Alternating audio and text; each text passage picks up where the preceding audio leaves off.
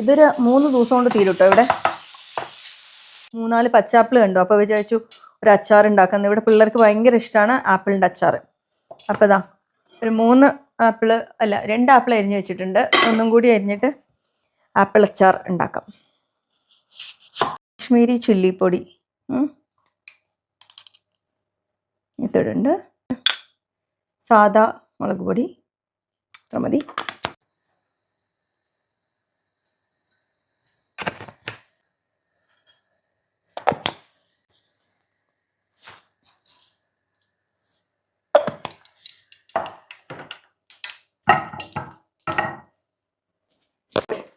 ഇത് പൊട്ടിത്തെറിക്കുണ്ടേ നമ്മൾ കറിവേപ്പില ഇടണു.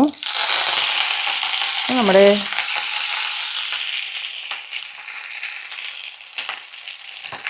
ഇഞ്ചി വെളുത്തുള്ളി പച്ചമുളക്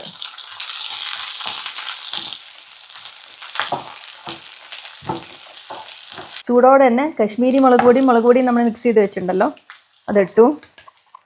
പിന്നെ നമ്മുടെ നല്ല കായം,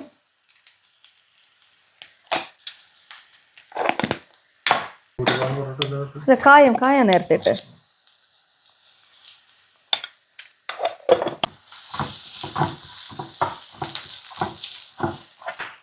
ഉപ്പ്